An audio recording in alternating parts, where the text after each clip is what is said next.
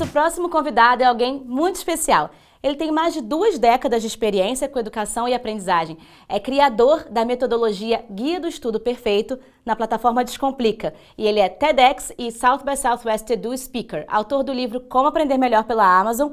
Eu vou parar de falar porque vai ficar um pouquinho humilhante aqui para mim, tá? Então, como é bom ter você aqui com a gente, meu professor Eduardo Valadares.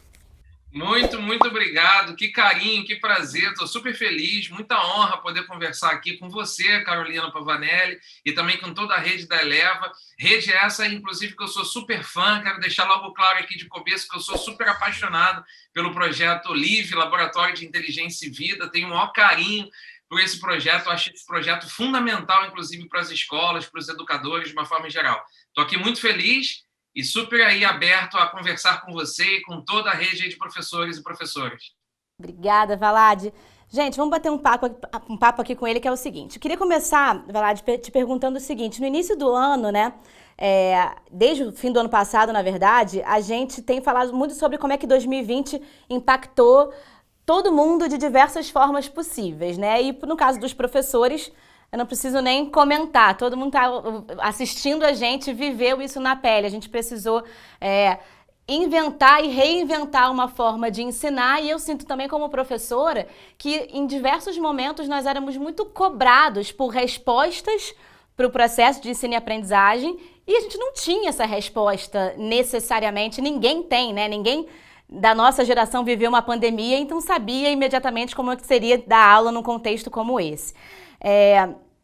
Você fala muito sobre essa relação entre vulnerabilidade e potência. Eu adoro essa sua fala e de que forma a gente aceitar que a gente é vulnerável, na verdade, pode fazer com que sejamos pessoas mais fortes. Então, queria saber como é que você enxerga essa ideia na vida do professor nesse 2021 que está começando agora.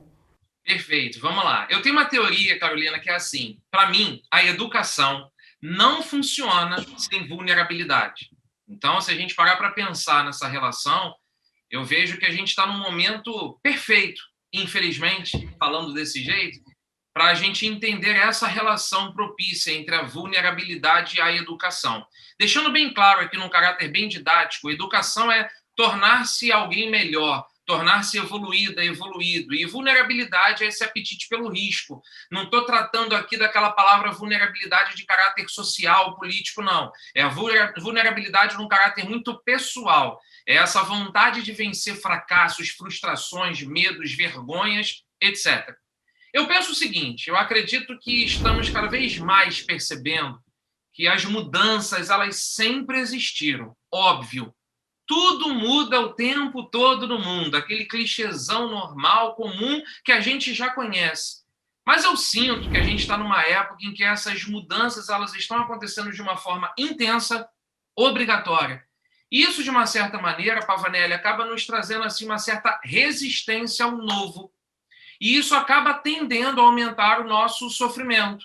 Eu vejo isso tanto na parte das professoras, professores, educadores, de uma forma geral, para os pais e para as mães. A gente precisa lembrar sempre disso. Inclusive aqui, com certeza tem aqui dezenas, centenas de milhares aí de professores que são pais, professoras que são mães, então estão percebendo isso mesmo que eu estou falando, mas também para as nossas alunas e para os nossos alunos. Uma época de muito sofrimento, de uma resistência a esse novo. E aí a gente pode entender, né, que a gente não pode continuar fazendo tudo igual como a gente fazia sempre há muito tempo. Tem uma expressãozinha, que é um jogo de palavras que eu gosto de utilizar, que eu aprendi lendo um livro, né, essa expressão não é minha.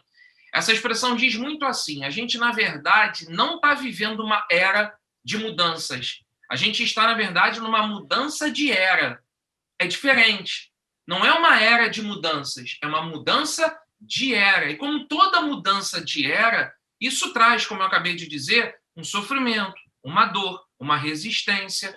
E aí, quando eu falo uma mudança de era, na verdade, o que a gente pode enxergar disso é: a gente está saindo de uma fase de um pensamento muito de uma era industrial. Isso ficou lá na década de 80, 90 do século XX, e a gente já entrou numa era digital, finzinho do século XX, início desse século XXI. 2021 foi a sua pergunta, de fato, está trazendo realmente um ano de muita apreensão, no sentido de Será que essa pandemia está nos trazendo um comportamento novo? Olha como é que eu penso. Eu enxergo que essas mudanças já estão vindo já. Nem a longo prazo, elas estão vindo aí do iniciozinho do século XXI para cá. A gente está entrando em 2021, na terceira década do século XXI. A minha visão, então, meu pensamento é que a gente mude muito a forma como a gente enxerga as coisas. E como é que geralmente a gente enxerga as coisas?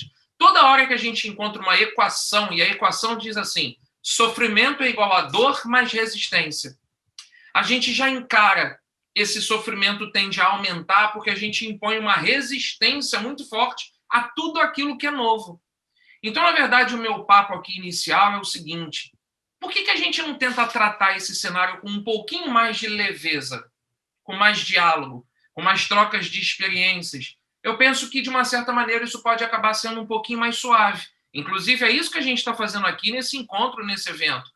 Despertar nas professoras e professores uma maneira, uma forma de a gente encontrar um pouco mais de saída dentro desse cenário tão complexo. Então, a equação é sofrimento igual a dor mais resistência. Se a gente tende a diminuir um pouquinho essa resistência ao novo, a dor vai continuar existindo.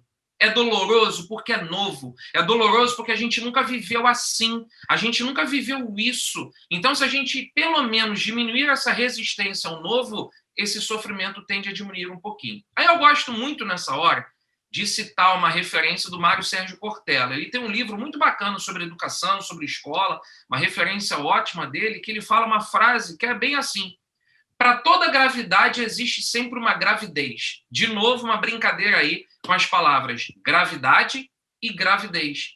De fato, Pavanelli, todos os professores e professoras que estão aqui nos ouvindo, a gente está num cenário realmente de muita gravidade. É uma crise mundial, humanitária, social. A gente não teve isso há pouco tempo na nossa existência. Então, é uma crise, é uma gravidade. Mas meio óbvio que eu vou falar de novo. Dentro de toda crise, de toda gravidade, nasce algo novo. É o momento da gestação, é o momento dessa gravidez de algo novo. Se a gente parar para pensar, inclusive, na palavra inovação, a inovação vem disso mesmo, né? É nessa hora que surgem projetos, ideias, defesas de teses, novas visões sobre as coisas, e inovação, as novas visões sobre as coisas. Por isso, então, para essa sua primeira pergunta, Pavanelli, eu trago aqui duas colocações que eu quero comentar com os professores e com as professoras. Primeiro, é uma visão que eu trago, quero compartilhar, isso não é uma verdade absoluta, isso é uma troca de ideias. Inclusive, estou super aberto aqui a ouvir vocês, professoras e professores, depois. Minha primeira teoria é a seguinte: será que não está na hora da gente ensinar um pouco mais sobre as dores para as nossas alunas, para os nossos alunos, não? Como lidar melhor com a frustração? Voltando lá à minha frase inicial, a educação não funciona sem vulnerabilidade. Talvez a gente possa aproveitar esse momento para criar algo novo. E o que seria esse algo novo? Aprender a ensinar nossas alunas e nossos alunos a trabalhar melhor com a frustração, com o fracasso, com a limitação, com a tristeza. Teve um grande pedagogo, Rubem Alves, infelizmente já faleceu, ele também tem um livro muito legal em que ele diz: ostra feliz não faz pérola. Eu não sei não, mas eu sou muito contra esse discurso da positividade a qualquer custo. E às vezes a gente está ensinando isso. Passar por cima da tristeza, passar por cima do sofrimento. Peraí, eu estou mal, eu estou vivendo um período ruim. Eu posso respeitar um pouquinho esse momento? Eu posso respeitar um pouquinho a minha dor? Sim, eu quero chorar sim, eu posso chorar sim. Por que a gente tem que aprender? Às vezes a escola reforça esse discurso, tem que passar por cima de tudo e resistir a qualquer coisa. Lembra da equação que eu citei, pessoal? Se diminuirmos essa resistência, o sofrimento também tende a diminuir. Então, na minha visão, Pavanelli, eu penso assim, está na hora de falarmos de sucesso, de conquistas, de aprovações, de entradas nas faculdades, mas a gente não pode deixar de lado também a tal da saúde mental, a nossa inteligência emocional. Eu fui começar aqui agradecendo o convite, dizendo: sou apaixonado pelo Laboratório de Inteligência e Vida, porque esse trabalho é crucial. Ó, eu sou muito defensor, eu fui professor de sala de aula por muito tempo, Eu sou defensor de que a gente continue ensinando o que é uma oração subordinada, o que é mitocôndria, o que são ribossomos, o que é eletroquímica, o que é uma estequiometria. Mas a gente também precisa falar um pouco mais sobre a frustração, a tristeza, a dor. E aí a gente ser um pouco contra esse discurso excessivo dessa positividade tóxica, sabe? Esse é o primeiro ponto que eu estou trazendo. O segundo ponto que eu estou trazendo também para as professoras e professores é que a gente seja e esteja conectada ao novo, um olhar para o futuro. Não é simples, não é fácil, até porque eu preciso lembrar, eu sou um privilegiado de classe média alta, moro no centro do Sudeste, eu sou do Rio de Janeiro, eu sei que eu estou falando com uma rede espalhada pelo Brasil inteiro, a gente também precisa considerar as realidades contrastantes do nosso Brasil. Mas a gente está aqui, ó, diante da rede Eleva, que está oferecendo muita entrada para o futuro, muita entrada para o novo. Então estejamos, no primeiro momento, abertos a esse novo. As respostas podem estar nos jovens, nas jovens. E nisso eu vejo uma grande arte, sabe qual é? Saber fazer perguntas, a começar pela gente. Saber fazer perguntas para esses jovens, para essas jovens. E que tal se começarmos a ensinar a essas jovens, a esses jovens, a fazerem melhores perguntas também? Eu penso que a nossa escola ainda está muito acostumada e bitolada, talvez, até com o discurso de só ensinar a encontrar as respostas corretas. Não está na hora de a gente começar a aprender a olhar para o novo, para o futuro, para a inovação, ensinando a fazer boas perguntas? Então, é claro que a gente tem que seguir. Vou voltar a falar de programações, currículos, ementas, mas eu tenho defendido muito essa arte de ensinar alunas e alunos a fazer boas perguntas. E é daí que eu penso que surgem mentes inquietas, questionadoras, aguçadas ao novo, mentes acostumadas a lidar com o diferente. Eu sou criador de conteúdo na internet, sabe? Eu tento conciliar muito o que é esse olhar para o novo, mas também sem me desprender do clássico, sem me desprender daquilo que é conceitual, daquilo que a gente tem que ensinar. Mas eu gosto necessariamente de deixar isso muito claro, a pergunta, a necessidade de ensinar o jovem a ser inquieto, inquieta, questionadora, questionador, curioso, curiosa. A escola tem esse papel. E o professor, a professora, na minha visão, tem que dar esse start, tem que dar essa visão. E aí, só para fechar, eu acredito muito naquela teoria, né, de problem-based learning, ou aprendizagem baseada em questionamentos, em problemas, em projetos. Pode ser problem-based ou então project-based learning, que é essa ideia justamente de ensinar projetos para os nossos alunos e para as nossas alunas. Eu tenho aqui minha última fala nessa sua pergunta, Carolina, que é o seguinte: vamos tentar defender em 2021 menos aulas monotemáticas e monológicas e aulas mais plurais e dialógicas. E eu entendo a estrutura da sala de aula. Mas, assim, vamos tentar trazer um pouco mais o universo da jovem do jovem para a sala de aula e estabelecer mais contato e diálogo. Eu penso que é a partir daí que pode nascer muito bem essa relação de resiliência na natureza, por exemplo, em vez de só falarmos da relação monotemática, monológica, de ensinar algo para o aluno sem necessariamente ouvir o que ele está pensando. E aí, fundamentando, isso que é vulnerabilidade, isso que é a mentalidade do crescimento, e isso que serve para despertar para ser uma educadora ou um educador da nova era. É isso. Eu concordo 100%, inclusive, você está falando sobre a questão de como ensinar também os nossos alunos a fazerem as perguntas certas. Eu sou uma super defensora de que um bom currículo não é só um currículo que mostra os objetos de conhecimento que o aluno tem que aprender, mas é o currículo que também ensina o aluno as habilidades socioemocionais, a desenvolver essas competências. O currículo não é só... Essa ideia de currículo como conteúdo programático ficou 3 décadas atrás. Hoje em dia é uma outra coisa. E você estava falando, parece até que foi combinado, mas não foi, gente. Eduardo está falando sobre essa questão da resistência. Veio na minha cabeça o meu ano de 2020 como professora, que foi jogada de uma sala de aula presencial, que é o que eu conheço, e transplantada quase para um ensino à distância. E não é nem um ensino à distância, né? Era um ensino não presencial, que o ensino à distância é bem diferente disso que a gente vinha fazendo, que a gente tentou fazer ano passado, né? E fez ano passado. E eu lembro que no início, no primeiro mês ali de aulas online, eu sofri muito. E eu falando, não tá bom, não tá bom, não tá sendo legal, eles não estão gostando, eles não estão curtindo. E aí, o que virou a chave para mim? Primeiro, perguntar para eles. Perguntar para os meus alunos. Eu dou aula para jovens de ensino médio. Gente, como é que vocês preferem? Vocês preferem que a gente faça o intervalo agora, depois? Vocês preferem que tenha vídeo? Então, a primeira coisa foi, olha só, eu não sei tudo, eu não sou obrigada a saber imediatamente como dar essa aula. Deixa eu ouvir de quem está recebendo essa minha aula. Então, primeiro eu perguntei para eles. E segundo, eu parei de achar que eu tinha que imprimir no online o que era a minha sala de aula presencial. São contextos diferentes. Eu vou trazer essa pergunta mais para o final, sobre essa coisa do online, da sala de aula, mas para mim foi uma virada de chave muito importante, assim. Não é copy-paste, eu não vou copiar o que eu fazia lá, porque lá é lá, aqui é aqui, então deixa eu tentar descobrir o que é esse aqui, né? E você trouxe aí já algumas dicas e algumas... para os nossos professores, né, algumas dicas, algumas sugestões para os nossos professores que estão assistindo. E os nossos alunos no ano passado tiveram também que aprender ou reaprender a aprender, só que numa espécie de não presencial, de fato.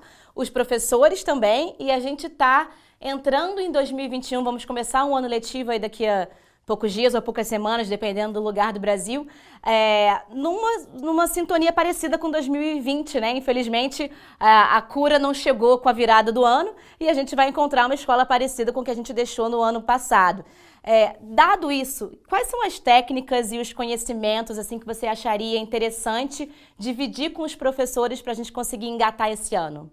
Primeiro, muito legal a sua fala, a sua colocação, da sua experiência também, né, da sua experiência offline, da sala de aula, que teve que ter sido transportada para o universo online. E é legal ouvir você falar assim, Carolina, porque mostra também o quanto estamos abertos ao novo. Você usou uma expressão muito boa que eu adoro.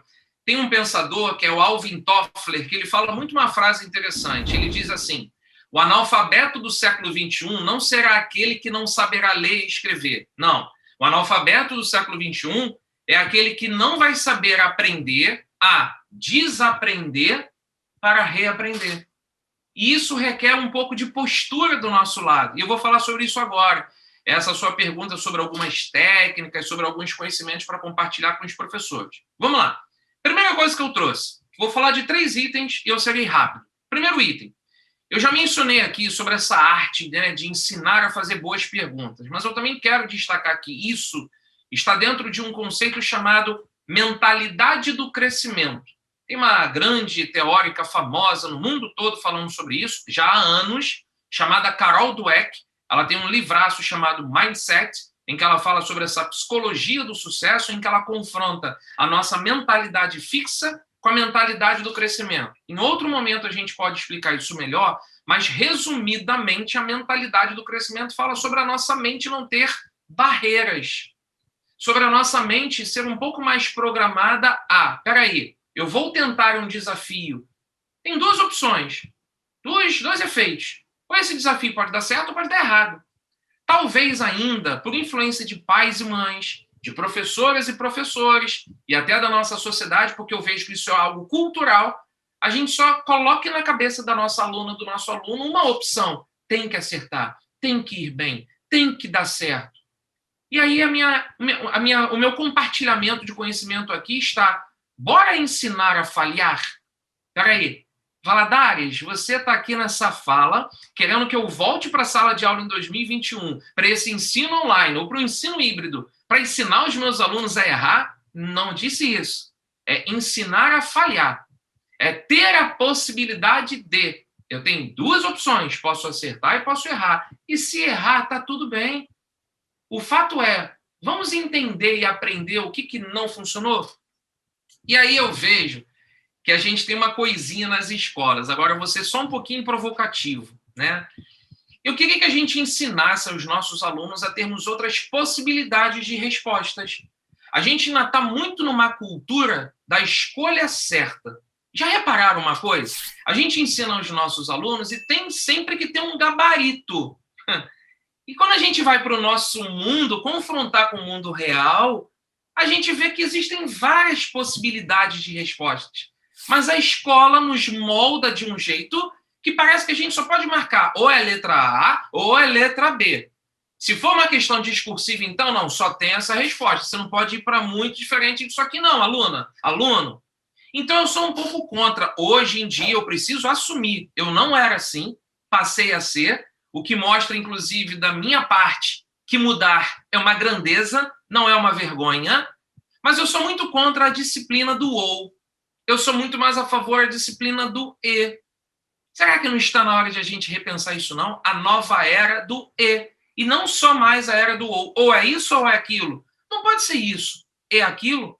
E aí eu falei ainda há pouco sobre a coisa de criar projetos. Talvez a mentalidade de criar projetos favoreça essa mentalidade do crescimento, a essa mentalidade da possibilidade da falha. Vou montar um projeto, pode dar certo, pode falhar. E se falhar, por que não funcionou bem? E não simplesmente ensinarmos aos nossos alunos a encontrar a resposta certa, como se fosse a única resposta que existe. Dito isso, eu penso então que esse seria um grande desafio nosso para essa nova temporada 2021. Eu sei e eu entendo que a gente precisaria mudar a cultura também vigente nas nossas escolas. Mas se nós, professores e professores, já começarmos a mudar um pouquinho nossa mentalidade, quem sabe se isso também já não pode ser uma grande virada de chave, um turning point aí dessa cultura educacional. Segundo item que eu trouxe, essa cultura demasiada, exagerada que nós temos também pelo elogio a qualquer custo. De novo, eu me volto para pais e mães. Eu falo com carinho a respeito, porque eu não sou pai ainda, quero ser um dia em breve, mas eu não sou pai ainda. Mas eu penso assim, será que a gente não está elogiando a qualquer custo o tempo todo? Isso é muito consequência do item anterior. Parece que a gente tem que tirar 10 na prova, tem que ter 9. Filha, se não tirar 9 na prova, você não vai sair nesse final de semana com as amigas, com os amigos. Peraí, por que não? Por que eu não posso elogiar uma nota 6 e encontrar por que o 6 não vira 8 no próximo desafio e o 8 não vai virar 10 no futuro, mas parece que a gente só bate palmas para a excelência a qualquer custo o tempo todo. E aí eu acabo pensando que a educação se torna muito pressionadora, muito exigente, muito chata. Eu penso que está na hora de a gente ser um pouco mais didática, convidativo, menos impositivo na hora de ensinar. Eu sinto muita falta de 3 palavras quando eu falo muito em educação. As palavras são descobertas, humildade e convite. Vou repetir. Descobertas, humildade e convite. Humildade nossa de professora, professor, pai e mãe, de reconhecer que a gente não sabe tudo a qualquer custo. Convite, que foi um item que a Pavanelli falou lá no iniciozinho da colocação dela. Alunos, como é que vocês preferem? Assim ou assim? Posso ir por esse caminho ou por esse aqui? Vamos votar? O que vocês acham mais interessante? Vamos ouvir mais os alunos? Vamos convidá-las para entender melhor como é que eles gostariam que acontecesse? Sabe o que eu acho, Pavanelli? Que se a gente invertesse os papéis e estivesse sentado no lugar das nossas alunas e nossos alunos, a gente não gostaria de muita coisa ali que está acontecendo e como a gente está ensinando. Então, por isso, descobertas, vamos descobrir juntos? Professores, professoras, alunos e alunas. E nisso se desdobra a minha terceira e última colocação aí sobre conceitos aí a ensinar, a compartilhar. É a minha outra tese. Eu tenho uma tese que fala que aprender é sentir. É claro que nós somos racionais, a gente tem toda uma teoria ali cartesiana. Descartes quem disse isso. Penso, logo existo. Faz sentido.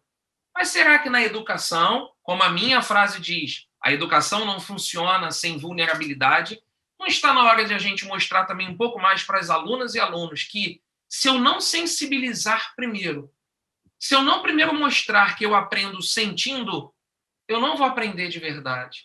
Eu vou aprender com forçação, eu vou aprender com sofrimento, eu vou aprender com imposição. Então, eu penso que nós, seres humanos, nós, pessoas, primeiro nós intuímos as coisas, sentimos, depois a gente aprende. Ou seja, a gente primeiro precisa desenvolver e até ensinar melhor por meio da emoção. Mostrar que o sentir precisa estar em primeiro plano se a gente quer aprender algo melhor. E é daí que eu sustento, então, a tal minha frase de que a educação não funciona sem a vulnerabilidade. É esse tal gostinho do apetite pelo risco. É isso, Carolina. Acho que o pessoal fez algumas anotações aí em casa, com certeza. Eu vou me encaminhar aqui, infelizmente, para a nossa última pergunta, porque eu ficaria mais de bastante tempo. Quem não sabe, gente, eu acho que quase ninguém deve saber, mas o Eduardo foi meu professor lá no ensino médio. Eu não vou falar quando foi isso, porque tem toda uma questão da idade que a gente não precisa entrar nesse mérito. Mas eu lembro com muito carinho das minhas aulas de literatura na primeira série do ensino médio. Eu nunca tinha tido aula de literatura, então fui apresentada ao barroco, ao arcadismo, ao romantismo. Que saudades eu tenho da aurora da minha vida. Lembro muito das aulas, guardo com muito carinho e com certeza tiveram um impacto para as minhas escolhas futuras de carreira, né? Então, se tem uma das pessoas pelas quais vocês podem culpar por eu ser professor hoje em dia, é Eduardo Valadares. Está ali culpado, não tem saída.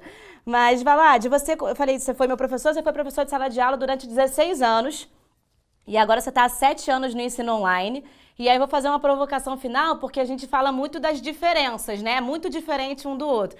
E eu queria te perguntar se você acha que também tem alguma semelhança e se a gente pode levar algum enriquecimento de um para o outro. Excelente. Primeiro, agradecer aí o seu comentário. Eu sou muito grato também, porque eu fico tão feliz quando vejo ex-alunas e ex-alunos entrando na área da educação, e você é um desses grandes exemplos. E não só virou professora, como virou uma grande líder educacional, diretora pedagógica de uma rede super importante que é a Eleva. Então, aqui também retorno minha gratidão e os elogios a você. Eu me sinto muito honrado de estar aqui com você depois de alguns anos tendo sido seu professor. Dito isso, eu enxergo, sim, uma relação muito forte entre a sala de aula e o mundo online. Eu gosto de destacar nessa hora, Pavanelli, o seguinte: eu aprendi muito sobre o olhar no olho. Estou olhando bem assim, fixamente para todo mundo, do olhar no olho, a atenção que a gente consegue dedicar para cada aluno, para cada aluna. E olha que eu fui professor de sala de aula, de salas cheias, enormes. Tinham muitos alunos, muitas alunas nas minhas turmas. Mas eu sempre treinei esse olhar, né, girando em torno da atenção das alunas e dos alunos, treinar muito esse contato. Então, eu treinei ao longo da minha carreira em sala de aula, falar com emoção, falar com impacto, porque eu penso que professor é isso, é cativar, é sensibilizar, é emocionar. E isso justifica meu item anterior. Aprender é sentir. Quando a gente se esforça também para ser uma professora, um professor que fala com amor, com paixão, com dedicação, a gente está transferindo algo que o aluno pega aquilo e fala: eu também quero aprender isso melhor. Peraí, ele fala disso com tanto gosto. Foi legal que a Pavanelli citou um trecho de um poema, que era o poema que eu falava muito em sala, porque eu ensinava muito na época da turma dela, da série dela, romantismo e tal. Então, acho que é legal como é que isso fica no registro, né, no imaginário da aluna, do aluno. E eu acho que é isso que está faltando em nós, como um papel de professor e professor. Transformar esse cenário, que às vezes é um cenário duro, chato, difícil, por meio da graça, da arte, da ciência, do conhecimento, mas fazendo sempre uma ponte com algo que é a diversão. Pausa. Não é ser um professor de humor pastelão. Não é isso. A gente dá aula, a gente ensina, a gente passa um conhecimento, sim. Mas a pergunta que fica aqui, do que eu aprendi na sala de aula e levei para o mundo online, é: como é que eu posso chegar mais perto dessa aluna, desse aluno? E eu sempre me esforço até hoje, estou na área da educação há 22, 23 anos, como é que eu posso estar mais perto do mundo da aluna, do aluno? E aí, do mundo online, eu extraí muito isso, né? Como é que eu posso me conectar melhor a essa aluna e esse aluno, mesmo estando mais distante? E olha só que curioso, é até um certo contrassenso. Eu nunca me senti tão perto dos alunos como estou agora, mesmo estando há 7 anos no universo online. E aí eu vejo que isso tem muito a ver com essa arte da conexão, do afeto, do olhar, da escuta, né?